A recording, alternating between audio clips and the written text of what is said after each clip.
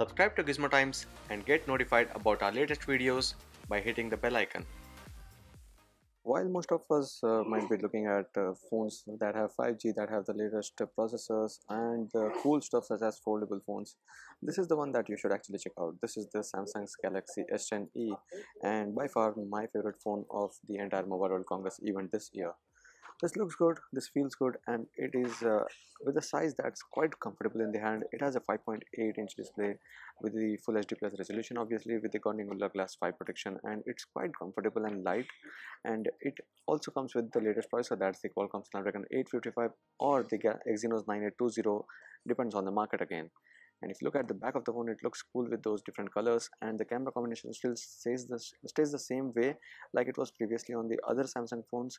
And there's a dual lens camera combination where the first one has a variable aperture from f1.5 to f2.4, and the second one is a wide angle lens.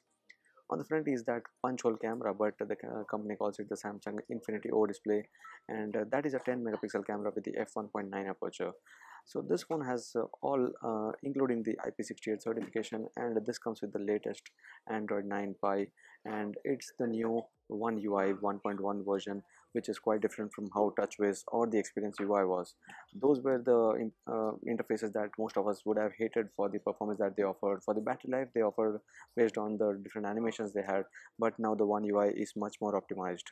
Going into the physical aspect, this phone has the buttons on the left side. There's nothing on the top except for the secondary microphone and also the SIM card tray on the top, and towards the right is the power button, which is a bit regressed, and it feels tactile when you actually press on it, but it's regressed into the frame. And towards the bottom is the USB Type-C port, the headphone jack, as well as the speaker grill. Now with the dimensions of 142 into 60, 9.9 into 7.9 mm, the phone actually is quite comfortable to hold.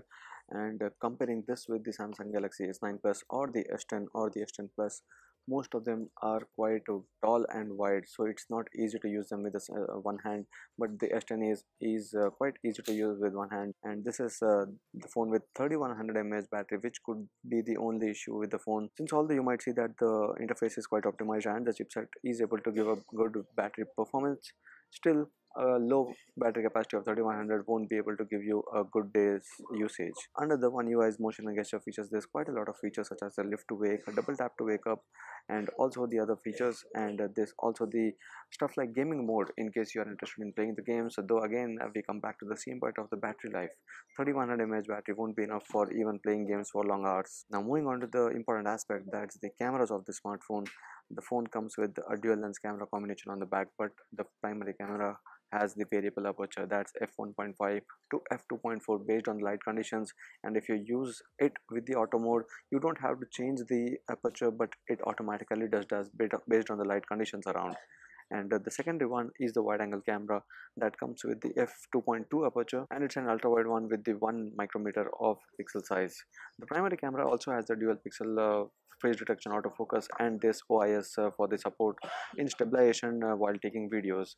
And there's no difference between this and the S10 and the S10 Plus when it comes to the camera interface. It has all the options that you need for a good camera experience. This 4K video recording possible at 60 fps with the rear camera, and with the front camera as well you can take 4K videos. So that is it about the Galaxy S10e. This might not be one of the best phones when it comes to what it offers, because there are phones like the Galaxy Fold and the Huawei Mate X that made into the news because of the foldable design and displays, but this still is one of the phones that should be practically good. It is one of the comfortable to hold phones at the Mobile World Congress 2019. So that was all about the Galaxy S10e. If you have any other questions, do let me know and subscribe to this for more. Thank you for watching, and see you in our next video.